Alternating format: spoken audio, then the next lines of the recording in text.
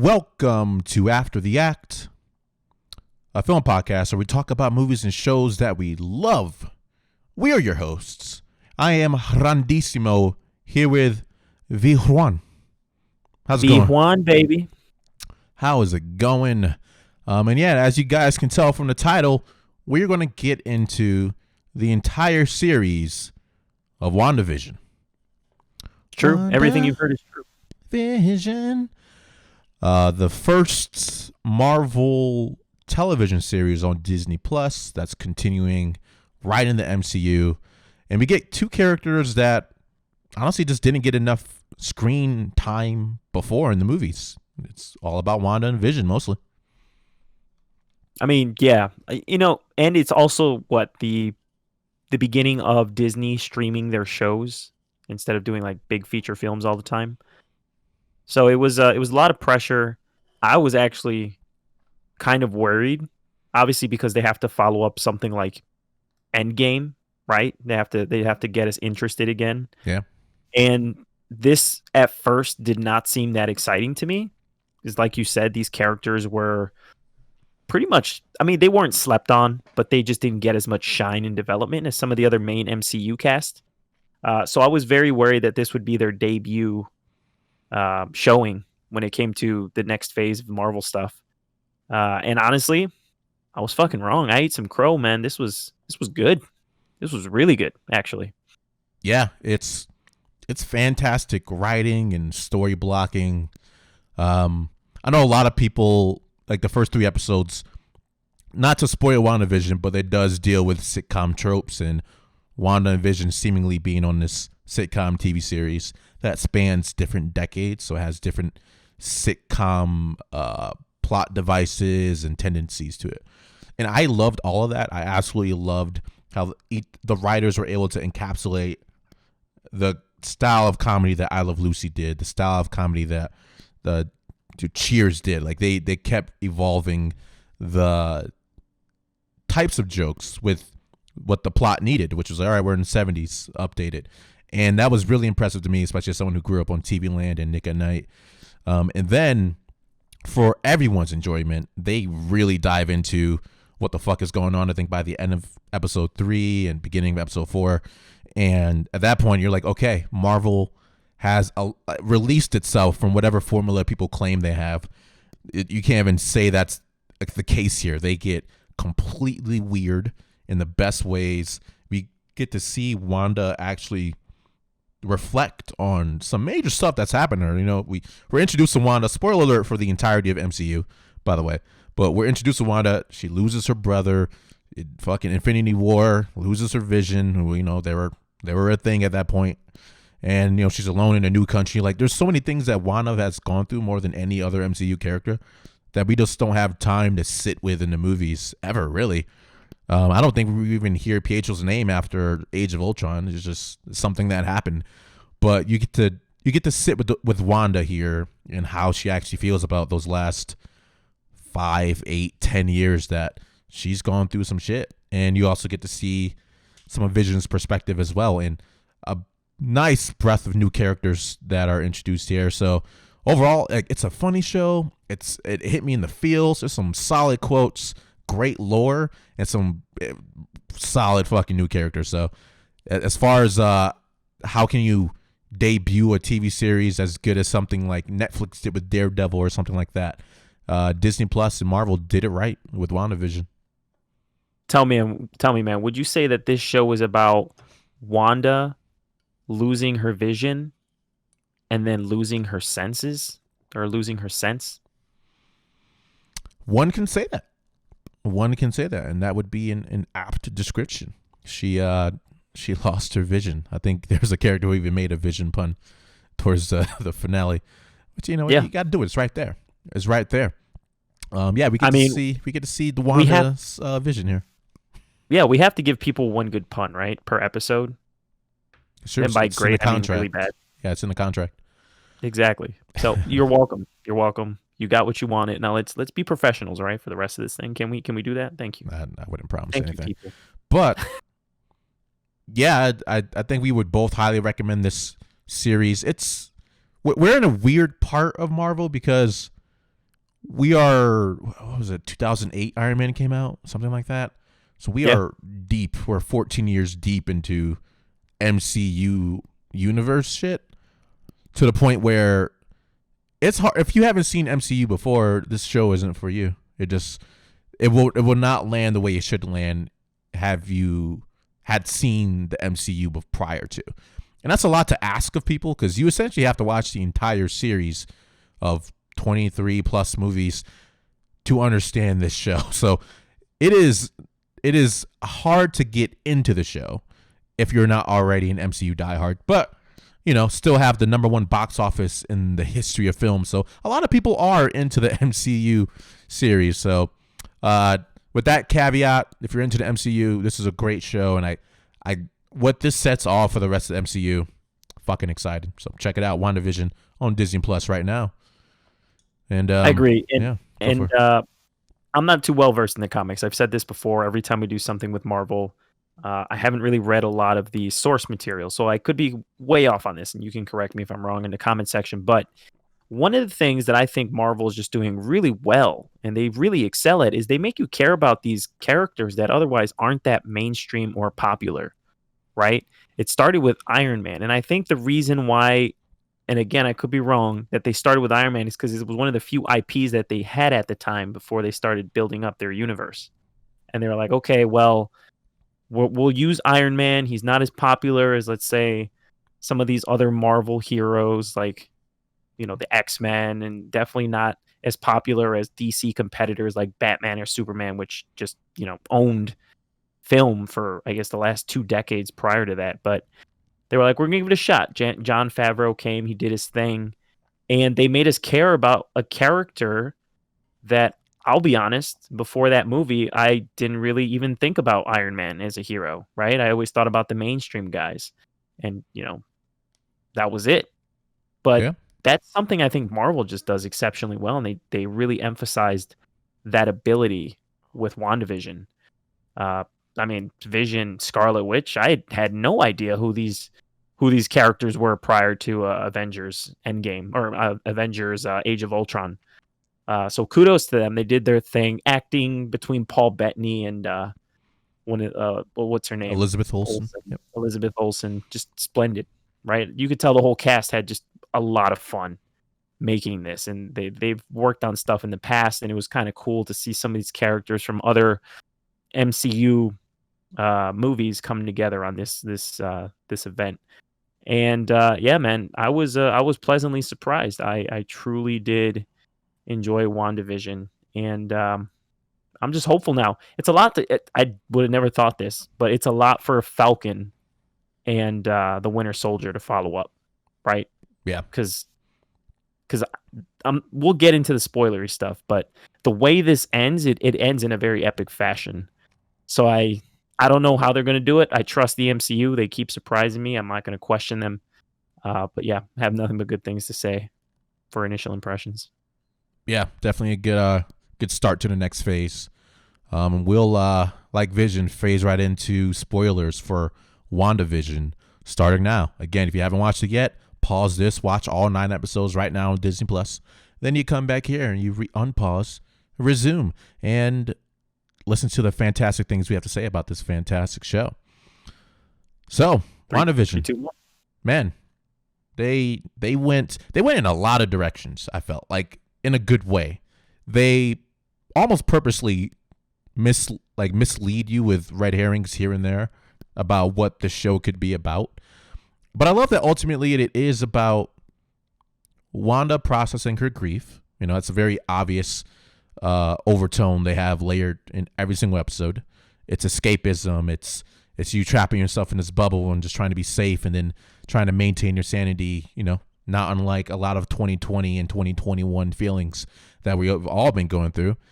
And then we get to deal with this. It's a drama. It's a mystery. It's a sci-fi comedy, and we get this mystery of, well, we know Vision is very dead. He died twice in Infinity War, not like a blipping. He's fucking dead, but he's here. Why is he here? We get all those bits answered Not immediately at all. Like anytime you saw that, like please stand by as part of the credits, it felt like a fuck you because it's like I need to know all this information that you're not telling me right now, and it's bullshit, and I need to know. But it was good. It worked. The whole mystery of what is this Twilight Zone-esque show we're watching, and I love that about it. I'll be honest, man. That part almost turned me off to the whole thing. I mean, I'm glad I stuck around, but those first 3 episodes, they honestly tell you nothing, and it feels exactly like a sitcom, right? Or yeah, a sitcom, like a Yep. family-esque sitcom. Like it starts off with black and white, like I Love Lucy, and then it goes on from there. And honestly, it starts really slow. First 3 episodes are very, very slow, so you have to give it a shot. But I Yeah. promise you, after those first 3 episodes, amazing. It just ups the ante every time, and you just want more and more and more. So just give it a shot. Don't judge it based on the first 3 episodes. Yeah, and when I was watching that, I was like, this works for me and my palate. But I definitely know, like, I can't recommend this yet to my friends because I can understand where people might find it as too slow and not delivering, especially from an MCU standard of let's get this lore going, let's get what's actually happening. And this took an entirely different route of like you're going to sit in this world and be just as confused as anyone else who's probably stuck in this world. But then once you get past, because in those 3 episodes, they always sprinkled it with something weird. Like you have a beekeeper emerging from a sewer grate, and you're like, well, that's really creepy and fucked up. Why is he there? You have weird things of like Wanda like reversing time or something, or like redoing a scene, and you're like, well, okay, it's a little weird. No one's really acknowledging that. And then by the end of it, when you're introduced to who's the character who plays she's like Photon is her hero name, Monica, I Yeah. believe. I think she is introduced in either episode 2 or 3, and then she gets shot out of the world at the end of episode 3, right? And then after that, it's like, okay, cool, we're in the real world. And then episode 4 is the one that everyone can get into because then it introduces us to another little microcosm of what happened during the snapping, the vanishing, the blipping, and it's people getting sent back into the hospital that they were snapped out of, including one of the other supporting casts, Monica Rambeau, and that was I'm begging Marvel to do a blippening miniseries. It doesn't have to feature a single MCU character, just Joe Schmo going through it of what happens when literally half of the universe disappears. Like what actually happens to your day-to-day life. Because we see it in the hospital. People come back to where they were. Everything's going crazy. People were waiting for loved ones to recover. They've already died by then. Like what happened with Monica's character. And that was like, that got to me. I was like, wow, like these little tidbits of what happens to these characters, what Thanos has done to the universe and the world. It's not over because they defeated Thanos and kind of got everyone back. This world is still so forever influenced, and you see that in the opening in episode 4. Absolutely. And honestly, this is the part that makes me sad about Netflix no longer doing the Defender series and them not being renewed for Disney Plus. Yep. Because that would be beautiful, right? Yep. Doing like a season where those heroes are still around after the snapping, right? Yeah. And it's them trying to still do some kind of good despite this giant occurrence happening that they have no idea what occurred, right? And that would just be a beautiful storyline for me. But we'll never get that because at least not for the foreseeable future. It's not in the cards. But man, that would have been dope, honestly. And I'm honestly gonna go back and say this too. Despite it being my least favorite Avengers film, from what I'm seeing, Avengers Age of Ultron is honestly so crucial and pivotal for a lot of these storylines. Like they keep referencing events that happen in Age of Ultron, and it just keeps building off of that. So even though it's my least favorite one, it's kind of becoming probably one of the more significant Avengers films, at least in my opinion. No, it is. It's not their best at all. It's probably on the bottom half of my ranked MCU films. Is definitely on the bottom half, but it's Which will never come out as an episode because we did that. It was great. It was perfect. We lost it and it's gone forever now. You will never hear it. He probably will eventually. You'll never hear it. You'll hear a new version at least. But it is probably the most significant movie until Infinity War and Endgame. So not the best written one, but yeah, that's why Captain America's Civil War happened. That's where a lot of the Infinity War Endgame plots happen. You get introduced to Wanda and Vision, and for a moment Pietro, and the notion of Tony going through PTSD and overcompensating with what he does in the future. It's all there in Age of Ultron, and Marvel's been doing a kind of a good job of making past movies even more important. Like Thor: The Dark World, probably definitely my least favorite Marvel movie. It's just bad. I just don't like it. But you get Endgame, and you're like, oh man, like Dark World stuff, like that's important. That matters. Like I care about Thor's mom. I didn't care about Thor's mom before. They never made me care about her, but I did in Endgame. Yeah, they do the same thing here for Age of Ultron. Like we don't hear Pietro at all spoken about after Age of Ultron, but we have a moment in the series where Wanda gets asked if she has any siblings, and she's like, I had a brother, Pietro, and you see her kind of stare off in the distance. I'm like, oh wow, like right, that's a person that really mattered to her, and he's no longer here. How does Wanda feel about that today? And we get that here. I love that. Yeah, it's again, Marvel just exceeds at going back to old material and just seamlessly branching it into new content and making us actually care about some of these characters. I mean, come on. That moment where Thor is with his mother and she's just consoling him and teaching him that it's okay to be a failure, and him dealing with depression. Again, very similar themes here in WandaVision, where she's essentially going through the steps of loss, of grief. Yeah. She has to come to terms with it, and then, she builds her character from there. Yeah. I mean, I don't know what team Marvel has, if they consult actual psychologists or counselors of some kind with their writing, but I hope so, because I'm beginning to feel that they do, and if they do, it definitely shows. Yeah, it's what would you do if you were depressed and you lost loved ones and you had the powers that Wanda had? Monica brings it up of like, if I had your powers, I would probably do the same thing. She's very sympathetic. She doesn't see Wanda as a villain, even though Wanda's actually doing some really, really fucked up stuff that she didn't mean to at first, but after a while, she knew what was happening and she kept it going. But even Monica saw that in Wanda of, you are terribly hurt and you have the power to gain a moment of just peace. And even if it feels like a false happiness, you keep doing it long enough, it kind of just feels like you're happy after a while. And it's great. Like it's very, you can say it's on the nose of Wanda literally created her own escapism reality to escape from the reality of the loss of her partner and her brother and her parents when she was in childhood, and those 5 years she'll never get back because she was a blit. Like there's a lot of things that happen, but it does a good job with showing, like, yeah, we understand what Wanda went through and why she's doing what she's doing. And what was great, because you're mirrored with her journey of dealing with grief, but then this Vision's journey of, who am I? He has the whole AI kind of trope of like, what does it mean to be me? Am I even me? And what's actually happening? And that moment where he finally tries to escape, and God, I just feel like they just bang on Vision in the entirety of the MCU, because he was getting destroyed because he wasn't in that little reality bubble. And then so you get the sense of, okay, he seems like he's actually a part of this world. He's not actually the body of Vision brought back to life and just inserted back into the world. He's part of that reality TV show that she created.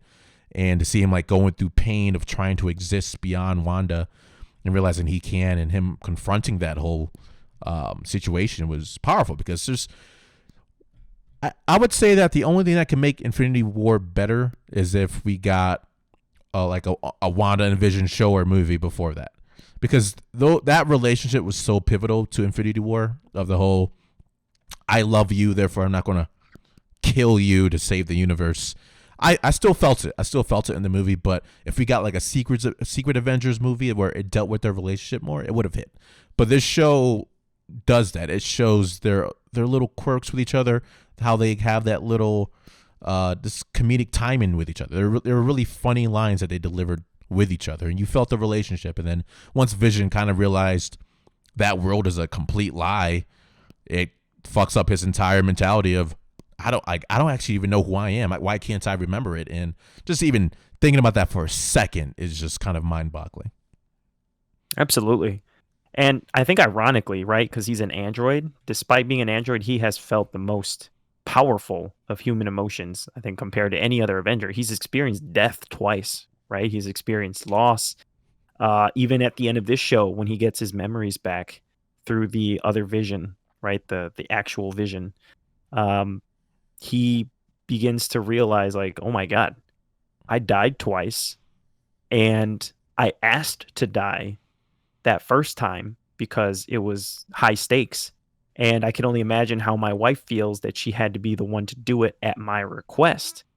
And he just has a lot of these crazy mental crises out of any other Avengers, I think. He has to deal with the most human of shit.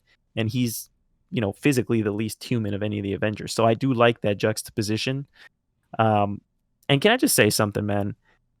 The way they kind of tied in that dilemma with the ship of Theseus conundrum in that final episode, I thought was just fucking brilliant. One of the best scenes in the MCU, just hands down. Yeah, because he didn't win that match by punching his way out. It was kind of a self-reflection session, right? He was essentially talking to himself and not himself at the same time, and that was the conclusion that they came to. Was just like, hey, let's logic this out, and we're technically both Vision. So what's the deal here? And so the other Vision was just like, yeah, you're right. Actually, we're the same thing. And then he flies off, and he'll be back. Obviously, that character will be back. But oh my goodness, that was one of the most satisfying conclusions to a fight I think I've seen in the MCU, because it just wasn't brute strength. It was, I'm gonna logic the fuck out of this, and I really love that. I love that when any show does that. I love animes that do that. So yeah, that was really refreshing to see. And on the contrast to it, you had the actual punching match, which was between Wanda and Agatha Harkness. So you got the best of both worlds there, and you can see that they kind of tackle situations in their own way. So it just added to that dynamic that they have as a couple. You see how they handle things differently, but at the same time, they still come together as a family, as lovers, and still have each other's back, which is what I think a relationship should be, right? It's an example of things to aspire to if you haven't come across them already. So kudos to them for doing that. I thought that was absolutely brilliant. Yeah, and going back to the Vision versus Vision, before we got to that fantastic discourse they have with each other, we get cool V versus V, VVV, if you will. Because it's not only like, hey, we have super strength and we can shoot lasers. It's like the whole, how can we play with the ability to phase, and how can we incorporate that into the combat? So it's like, I'm punching you, but then I get your hands trapped to my arm so I can hit you. They were pretty smart with how they played with the power set of a heavy hitter like Vision. And then, to end it with a conversation is very Vision. That's almost how he had his finale with Ultron in Age of Ultron, where they had a really brief, it was a brief discussion, but it was the whole, what is the future of humanity? Ultron concluded that they're doomed. Vision concurred, but had an altering conclusion of, but it's their choice to find whatever path, even if it is doomed to be destroyed by themselves. And they took that little example of who Vision is, of, he's one who thinks, who has his own logics, and they applied it with what would happen if two Visions talked it out like that. And it was great. It was beautiful. They had the whole comparison of the ships, and they concluded that neither of them are Vision, yet both are. And I love that because it sets up White Vision, if you will, with his own journey of, he's not going to be the Vision that was in Ultron and all the Avengers movie. He's different. He's someone who is trying to kill a Vision, realize that he is a version of Vision, and now he's trying to find out what that actually means. So he doesn't have the feelings of the original Vision, but he has the memories, the raw data. So that makes him his own unique character. So I'm very curious where they go in that direction. And then Vision we have in here, per the post-credit scene, that version of Vision probably exists too in some kind of world, which is just fascinating. It's kind of similar to what I imagine they might do with Gamora by the end of Endgame, since she was pulled out of the past to be planted, 8 years into the future or so, has the knowledge of what Gamora of a certain timeline went through, but she didn't go through that. So how does that affect past Gamora? So it's interesting to have these little timeline differences of characters, and I'm just so excited where they're gonna send these characters next. Who's now present Gamora, who's going to become the Gamora of the future, right? Because time travel. Would you say that Vision is just built different? Would that be accurate? Both Visions are built different. I think that's a summary of the conversation. Actually, it's like it's like, oh, you built different. If we built different, are we built the same? That's essentially their philosophy. How you gonna turn up missing? I guarantee you, someone on YouTube is gonna splice that conversation from Scary Movie 3 with the Visions talking it out. I'd love a Kevin Hart and Anthony Anderson version of this conversation. That worked out pretty well. Fucking love the Paradox Twins. Yeah. Yeah, man. I completely agree with you on Vision. I actually thought this was really cool too. When they're fighting in the air, there's a moment where White Vision, which is hilarious that you're calling him White Vision because Black Twitter has turned Vision into Vishon, right? So it was essentially, it was essentially Vishon versus White Vision, which is, I'm not even going to get there. That's a whole different conversation. But there's a moment where White Vision is trying to grab the Mind Stone. He looks like he's going to pluck it out just like Thanos did. And you just see Vision just phase his hand through his head. And that moment was really cool for me because I was like, okay, finally he's not going to die in that way. But also kind of pissed me off because, why couldn't he do that when Thanos was grabbing his head? That part I didn't really understand. Well, it's I know Jamaica had the same thought of it makes you think about some flaws in the previous Avengers movie because they do explain why you couldn't phase, but this felt stupid. It was like, this special sword stabbed me, therefore I can no longer phase. And the writers did that specifically so everything else can happen. Otherwise, Thanos kind of can't do shit. You can't just grab it at least out of his head. It's a whole thing. But yeah, you get Vision with his normal power set. I can be intangible and I'm super strong and have lasers. All right, yeah, it's a good power set. And it's hilarious, right? Because even I'm just trying to logic it, man. I'm sure they could have said Thanos' use of the Reality Stone could somehow alter him phasing in and out of stuff. Yeah, for sure. At that point, he can actually warp his own reality, not unlike Wanda. So I'd believe that too. They could. But yeah, they went through the whole, because Vision, he started off as one of the most OP characters introduced to the team, and kind of slowly started fading him out because it felt like one of those plot devices. Yeah, there it is. Because he was so powerful. It's how do we build up tension if this character can solve all the problems? How come you fuck his day up? And what I love about this show is it doesn't really matter how powerful Vision is. It's Wanda's world, and she is clearly at the end of the show one of the most powerful characters that the MCU has, kind of period. And she's destined to be even more powerful, which they set up for. Beautiful new mystic Avenger shenanigans. God, there's so and I'm still thinking back at the 9 episodes, and there's still so much we haven't touched. But they have kids. They had kids in this world, in this show. They went on the covers, baked them in instead of 9 months, 9 hours. It was good. That was fun. That was a fun moment of, okay, cool. I'm just gonna get kids into this world. I'm just gonna have them. I always wanted kids with Vision, and now I can make that happen. Can you imagine if that shit occurred in real life? If women could have kids in 9 hours, that would suck. Oh my goodness. You don't even get time to contemplate what's going on. It's just 9 hours and boom, I'm ready to have this thing.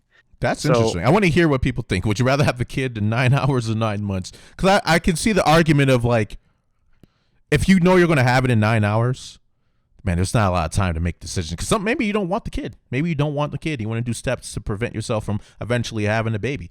9 hours will not give you that much time. I've definitely, we've definitely been in cases where like, yeah, you could be pregnant.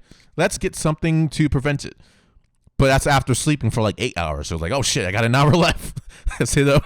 We got to hit up CVS right now. Ain't no time, girl. Yeah, you need that. You need that fast acting shit.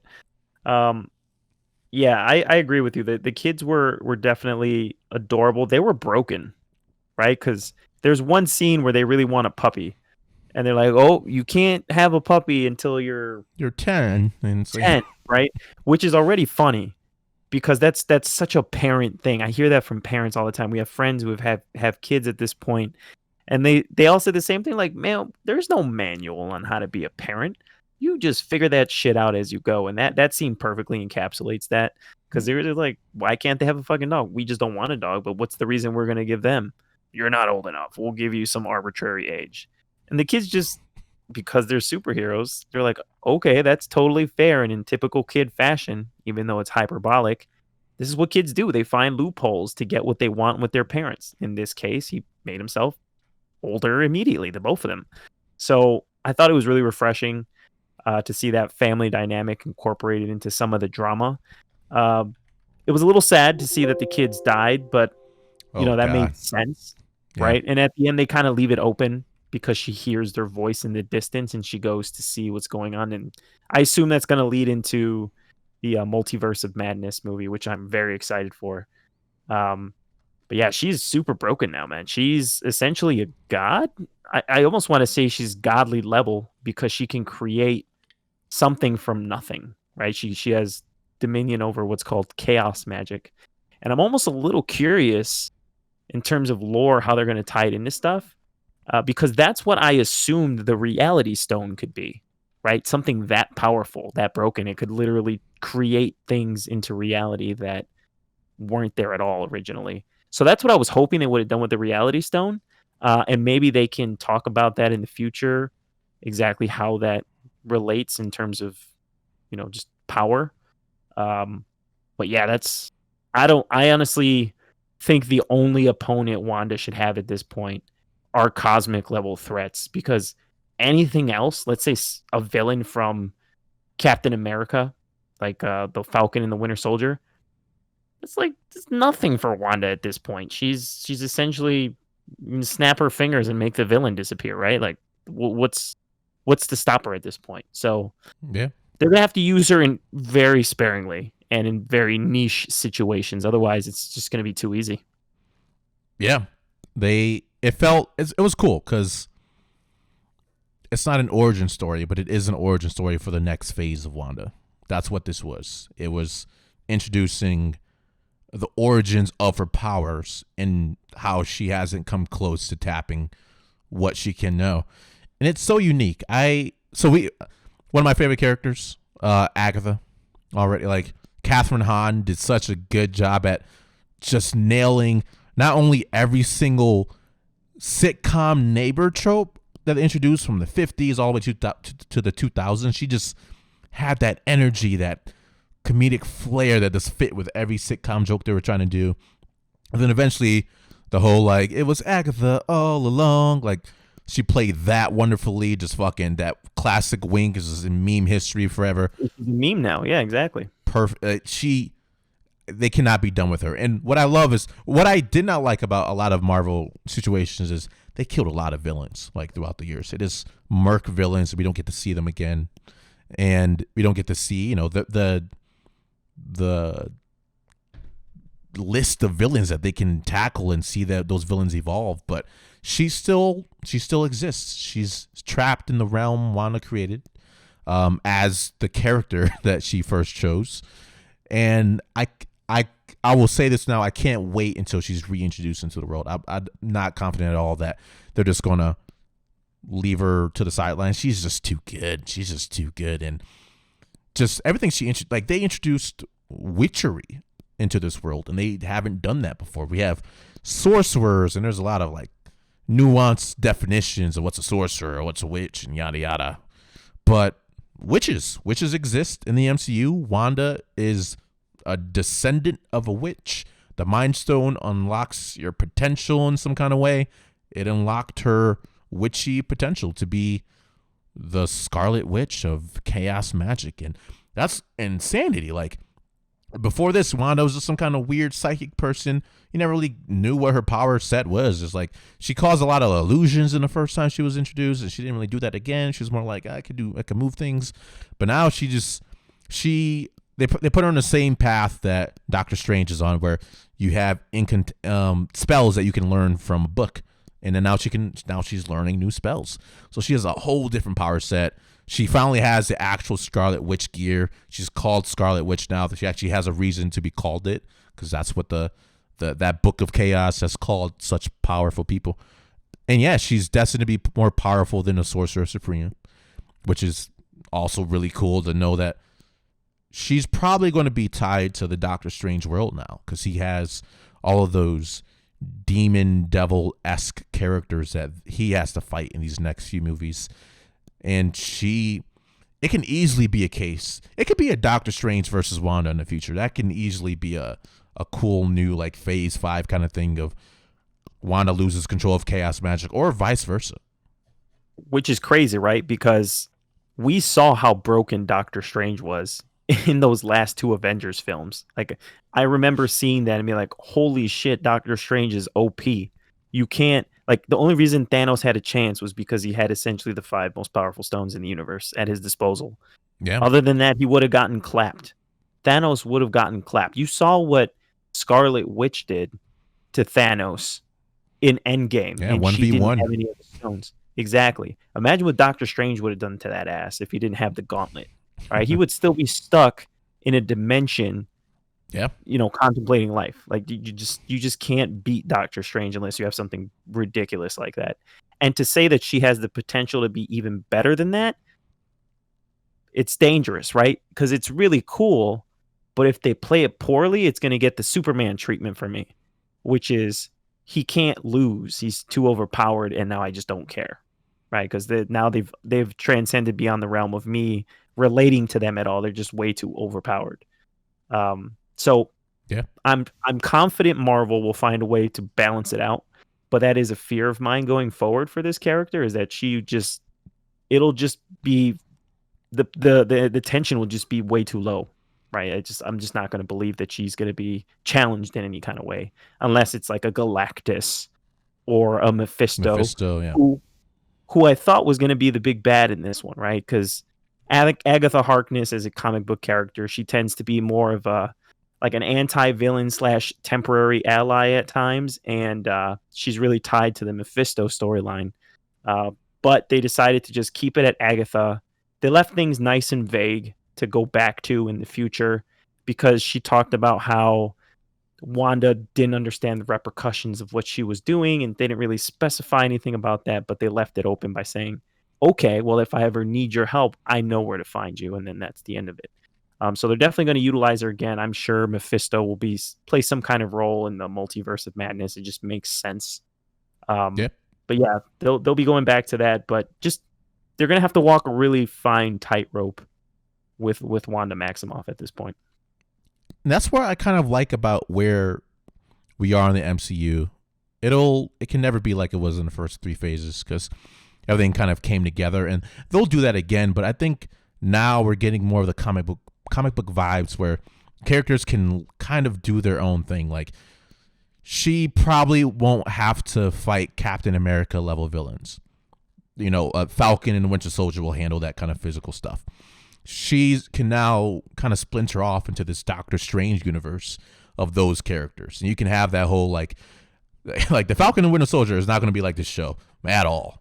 It's going to be a lot of it'll probably have same themes of who am I as an identity, how am I Captain America yet my own person, like as a black man, how can I represent America as Captain America in today's age, Bucky, who am I, the past sins I've done, how can I reconcile all that kind of stuff. So that's all fascinating in its own realm, and it'll be completely different than what Wanda has and will go through of the what am I power base. What she reminded me of was Raven from Teen Titans. That's what they kind of transformed this character into by the end of the show. Absolutely. Right? Yeah. Absolutely. She's the Marvel equivalent of Raven. Yep, destined to destroy the world, has these witchy powers that can be extremely overpowerful to a lot of villains and heroes alike.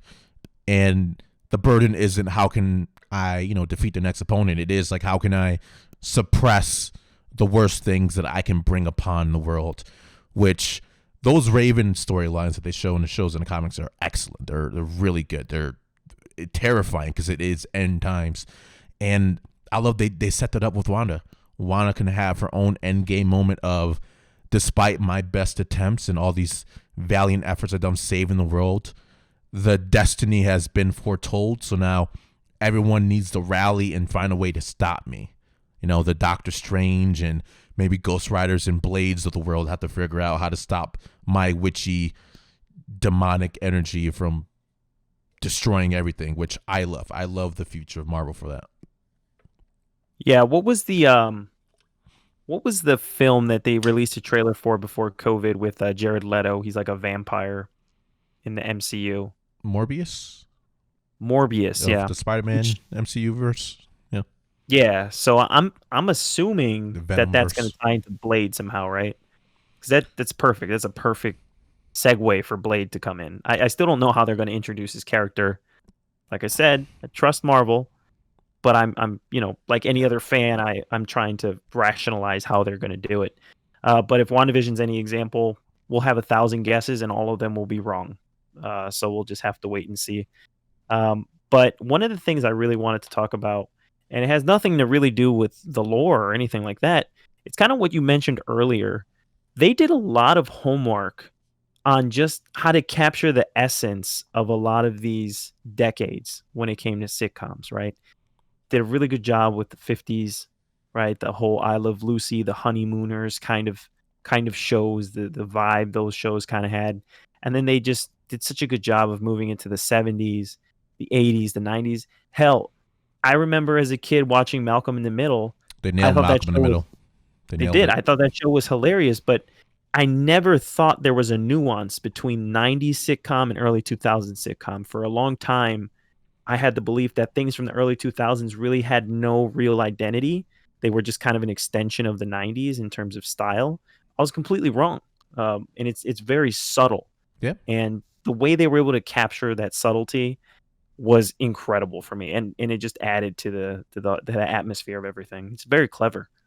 It is. It's exact like, to be a writer, you try to live in a world you create, but they're constantly creating these different worlds. Each decade they tackle for the sitcom tropes, that's a different world. That's a different style of writing. That's different comedic timings. You're writing characters differently. You're supporting cast acts differently. The early, like the Malcolm in the middle age, which came out in 2000, that kind of popularized that fourth wall normalities in sitcoms where you're talking to, whether you're talking directly to the audience or you're like The Office or Parks and Rec where you're talking to an actual camera crew. Same with the Modern Family. That was like the latest one they did for the 2010s decade. Of the fourth wall it's open for its own comedic bits, and they used it so well. Like the punchlines they came up with when they started doing like the Modern Family of Catherine Hahn's character, where she was talking, well, hey, come on, kids. Yeah, come with, Auntie Catherine. I don't bite. And then it cuts to her talking to the camera like, one time I did actually bite a kid before. She just kind of holds that smile and looks to the camera like, all those bits work so well. And that's why, like, there will never be another show probably like this where you're playing. It's Twilight Zone. It's Twilight Zone meets sitcoms meets MCU, and you get WandaVision. And they're able to play with it in a lot of different ways because they have, those serious episodes like, the puppy died and we have to, teach the kids about what loss is. And you have that episode where Wanda's completely depressed because Vision flew away and he's doing his own thing. And she's like even bumming the kids out of like, like sometimes this bad things happen for no reason, like you guys can make up your own mind, but that's kind of where I'm at.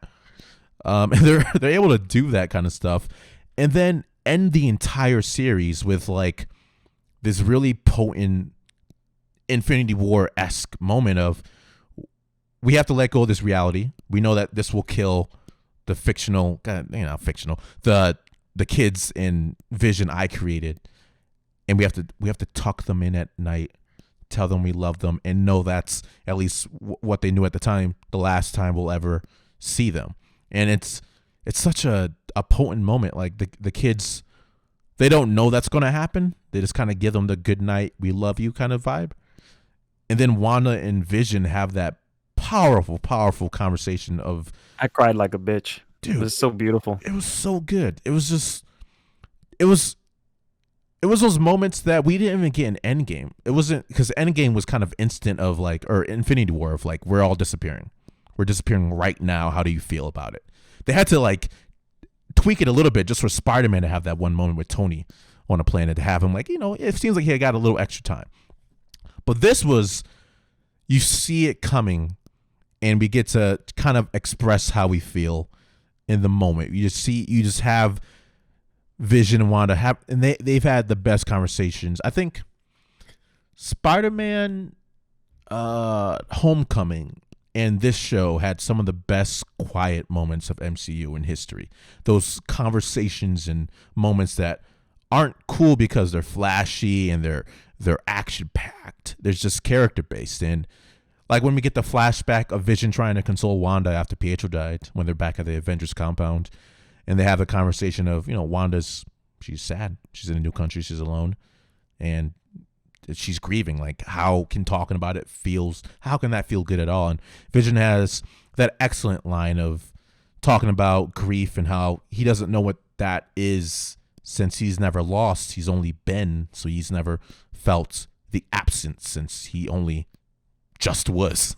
And he has that moment of trying to figure out how Wanda feels, and he concludes, what is grief if not love persevering? And of course, that's like one of the most quotable lines in the entire show, and that's reflected when Vision's going to disappear along with the world of what we had and have, that like none of that is fake. It's not false. It's real. What we feel right now is really potent. It exists because we're aware of it, and it's going to disappear. And you would think what Wanda Maximoff went through so far of losing things she's had, it would tear her up again. But this entire story was her getting ready for that moment of letting go even the most important things that she's created, which were her kids and her husband Vision, and realizing that it's okay to let that go, because it's not the end of them. In a sense, it's she knows she'll have the memories, she'll have the love still, and she'll be able to hold on to that. And I love that. That's something that these movies, they've dealt with. But when you get a show that can have 9 episodes that were between 30 to 50 minutes, sit on that idea and end it in the way they did, hit it out the park, nailed it completely. I agree. And like you said, the whole thing is very metaphysical, and they do it on purpose, right? The whole show deals with what is reality, how do we define reality? And these are themes you see in other shows, right? So it's not new what they're tackling here in WandaVision, but they do it in such a beautiful and elegant way, and it's very emotional that you love it, right? And one of my favorite lines is actually not the one everyone's been quoting about love persevering. I actually really love the line where he's talking to Wanda and he's saying, even though we're saying goodbye, by that logic, since we've said goodbye more than once, it stands to reason that we'll say hello to each other in a different form once in the future. Yep. And to me, that was the most beautiful line in the show, because that is Vision. That is how Vision, after coming to terms with the things that has happened to him, that's how he rationalized. That's the logical conclusion for him. He's like, if he doesn't see it as a negative, he sees it as this beautiful thing, right? He sees it as, I've died twice, and I've still found ways to come back and experience more of what makes life beautiful. And I absolutely love that, right? Because if you think about it, it makes sense for his character, because Vision was something intangible before he was an android, right? He was Jarvis, he was the AI, and then he became sentient, right? So it's kind of a returning to his original form kind of thing, where he started off as a being with no body, but he was still technically there. He was still an entity. He was still Vision, or it was still Vision. And just because he's no longer in that form anymore doesn't mean he won't exist. And then it goes into the whole, well, what defines reality? Is reality something that uses our senses? It's something we can smell, taste, or touch? or is simply, the memory of someone enough to keep them alive? Is it the emotions we attach to people that keep them alive or give things life, right? Because you and I could have the same object, right? We could have the same mic, for instance, and the emotional attachment I attach to mine is probably different than the one you attach to yours. And is one more valid than the other? No, right? It's different, but valid nonetheless. And I thought that was just a beautiful message at the end of WandaVision, especially for Vision as a character. So that really was the most emotional gut punch for me. Yeah, Yeah. for sure. It choked me up at the time. Even right now, I'm like, oh God, like imagine being in Wanda's position and giving up what you perceive as your family. Like, to already lose your family in so many different ways, and then to willingly lose them again for the greater good. That's really powerful, and it brings up a complicated opinion of Wanda the hero, because she created this at first, maybe subconsciously, involuntarily, this world. She didn't realize the consequences, what she was doing with people who got caught up in her wake of feelings. But then once she realized what it was, she definitely played denier of the harm she was doing, especially when it was spelled out to her by Vision and the entire plot of the series. And when we got to the finale of Wanda versus Agatha did some cool things of not having to fight her the entire time, but just revealing the sins that she has brought upon all these people. That moment where she unhexed all the people so they can actually just react to Wanda was probably one of the most gut-punching things I've also witnessed in the MCU. Of these people have equated, like, they're begging Wanda. They're begging her to, like, at least, let me cast me with my children so I can at least hold them at night. My husband is out of town. Please don't let him come back here. If you're not going to let us go, just let us die. When you dream, we get your nightmares. Those, and then she started choking them because they all kept coming at her of like, you need to stop this. And that was the tangible thing of that's how it felt for these people the entire time. They were being choked by Wanda for weeks just because she wanted this reality for herself. It was selfishness. It's that kind of sin. And that was devastating because even after the battle's over, she defeated the villain. Agatha wasn't the villain to these people. Wanda was the villain to these people. Agatha really did nothing to these people. Agatha was just there because like some cool shit was going down. She's just like, oh man, I got to check this shit out. I'm trying to get some powers, which is really Agatha's whole thing. She just wants powers. Like, she needs more development too. That's why I'm hoping they bring her back. But it's like, yeah, she's a villain to Wanda and her little family. But ultimately, Wanda is a horrific villain to these people who kidnapped them. Yeah, it was essentially Wanda versus herself, right? Like, Agatha was just a mirror the whole time. If I could make any comparison, I would say Agatha was really just Lil Dicky at the end of that Too High video, where he's just like, I'm trying to see that. Like, that was her character motivation. She's just trying to see that. Right? She's trying to see that. Trying to see that. Exactly. And it's like, it begs the question of what Wanda's role will be in the future, because she went through a lot of trauma, but it's not like people got justice, right, for what happened to them. Like, Wanda, you can argue, deserves to be locked up somewhere and rehabilitate with some kind of system in place of, yeah, you fucked up. Like, you need to service these people. Like, you need to give back to the community. Like, because they now there's dozens of new potential villains that have been created in that community of Wanda Maximoff is the devil to us. And she was.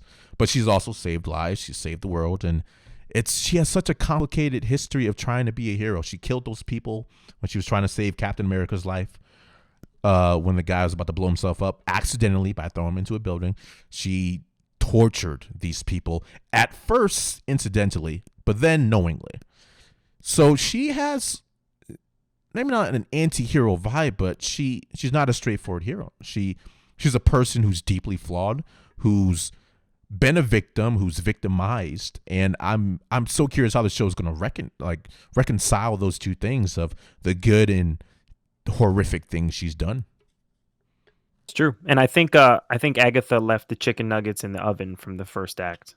I'm pretty sure. Someone should check on that. But some lightning round stuff here, man. Catherine Hahn, you said it beautifully. She killed Beautiful it. human, you. I love you.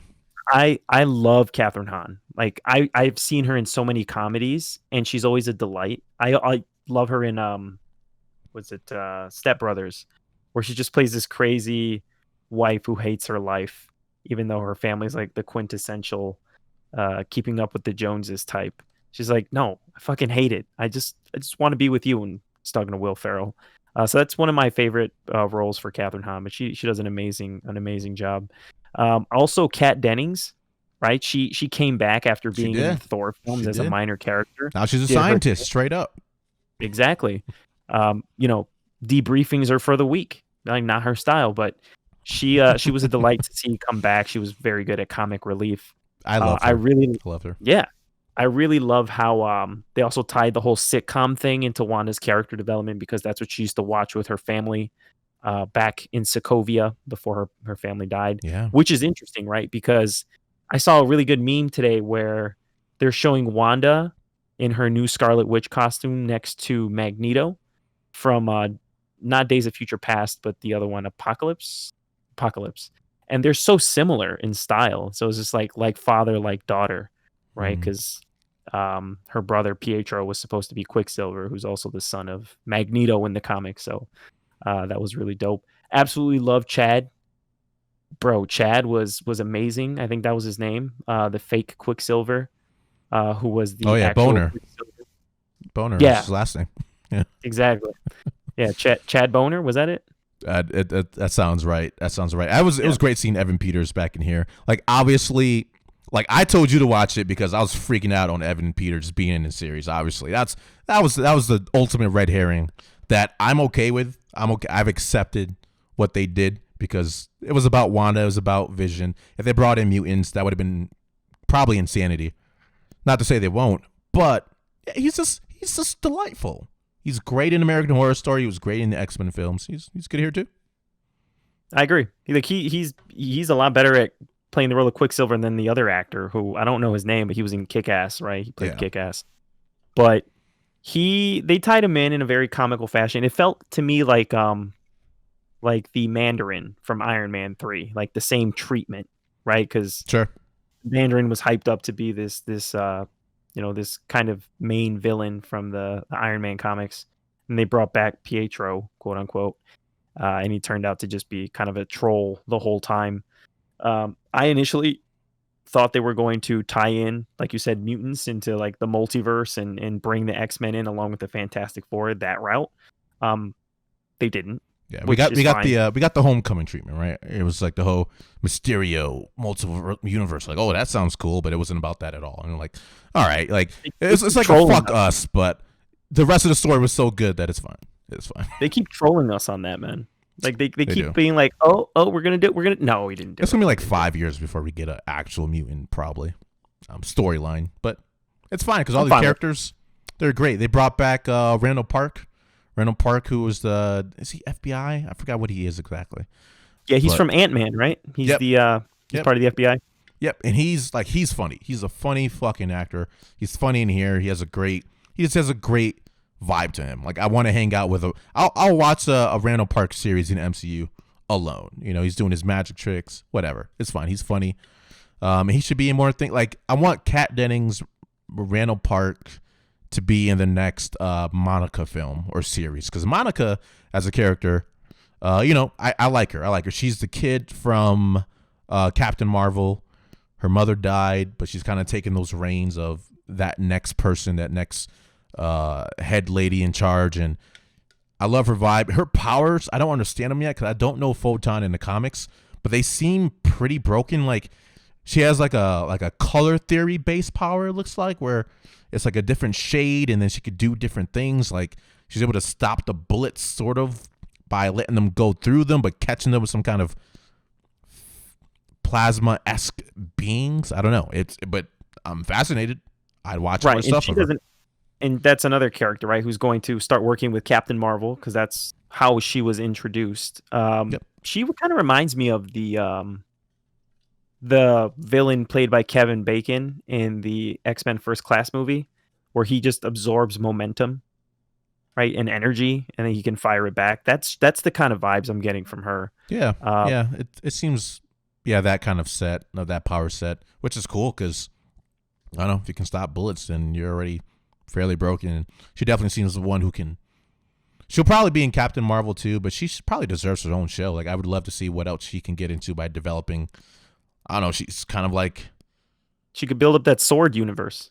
she could do the Sword universe for sure, and she could just introduce more cosmic stuff because the other ending we got besides Wanda. I mean, there's a lot to talk about there, but the Monica ending was like, hey, these scrolls are still here. By the way, we need you up there, so we're gonna get more cosmic shit from Monica's point of view, and she's happy about that.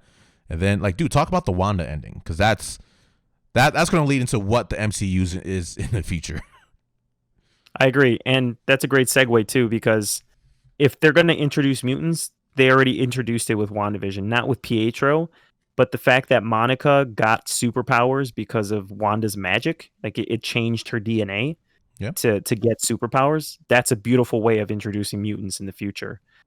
So at the end of WandaVision, again, super spoiler alert if you didn't get it by now. She steals the book that Agatha Harkness has, and it's the one that teaches her magic. And they give you a brief preview based on the ending of how broken she's slowly becoming, because she's kind of doing like a Doctor Strange thing when he had the time stone, where she's isolated in the mountains, probably Sokovia, and she's sipping on like it looks like tea or something like that, and she just looks like she's meditating. But as she walks inside, she's also reading the book in like a weird time bubble, in her Scarlet Witch costume. So it's like she can be in multiple areas simultaneously. So she's already getting that deity esque type of power where she can be omniscient and omnipotent, which is going to lead to craziness in the future. Can't wait for a Mephisto to actually show up, who I thought would have been Senor Scratchy, but it actually wasn't. I think the directors mentioned that. They're like, yeah, a lot of people thought yeah. uh, that was going to be Mephisto, but we thought it'd be a little too much.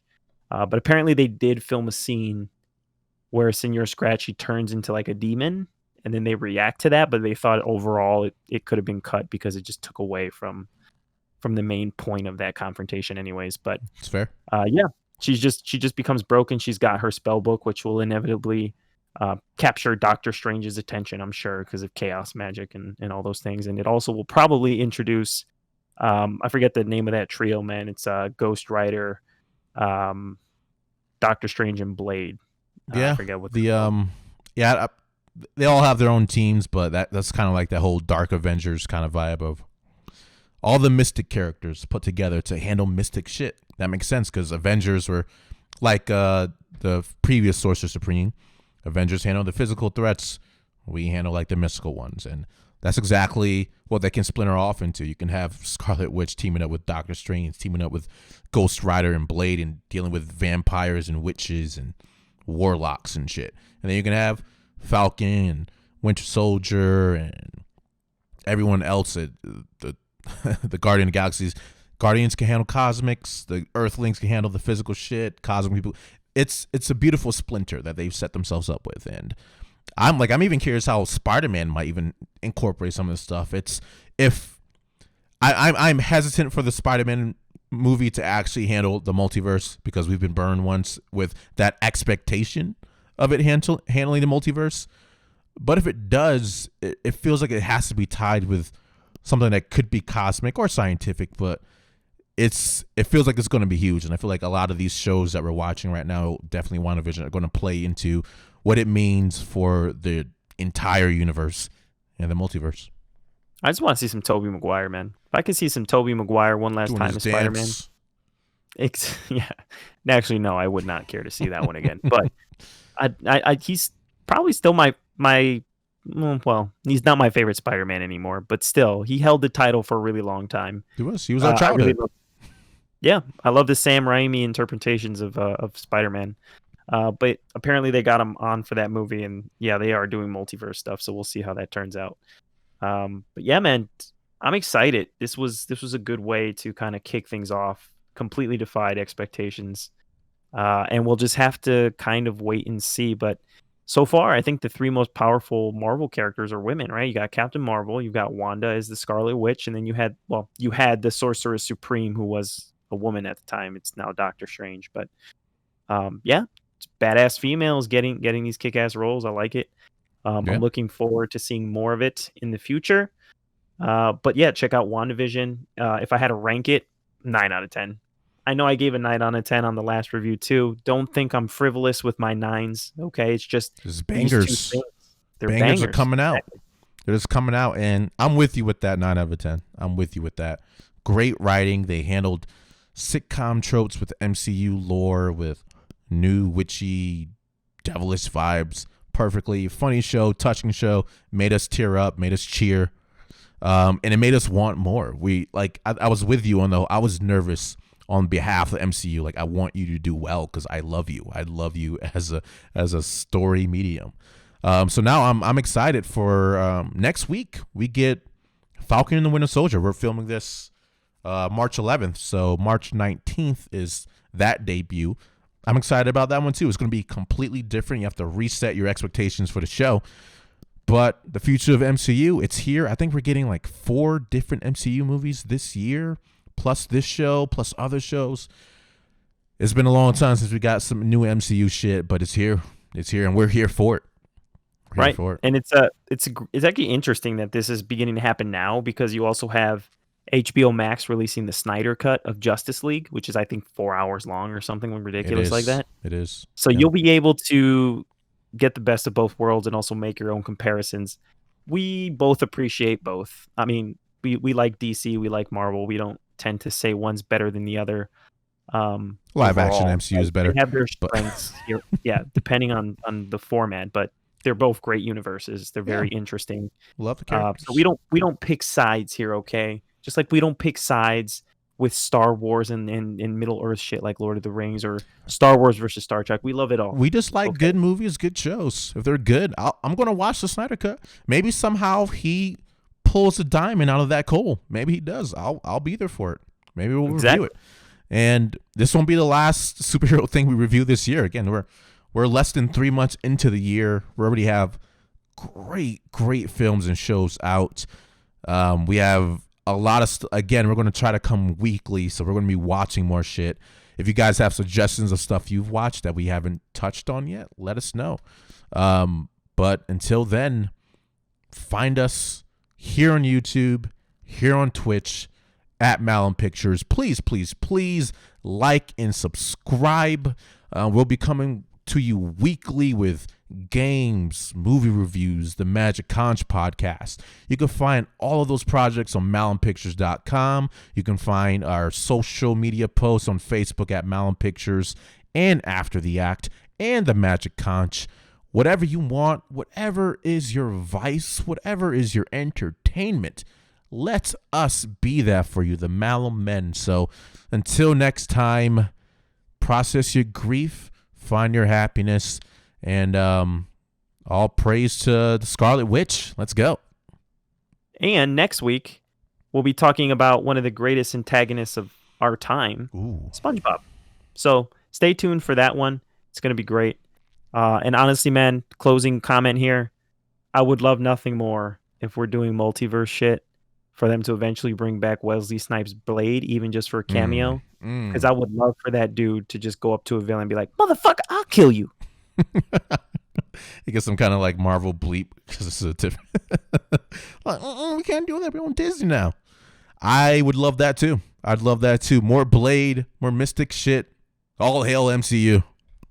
Let's do our best Agatha wink here to send everyone off. Ready? 1, 2, 3.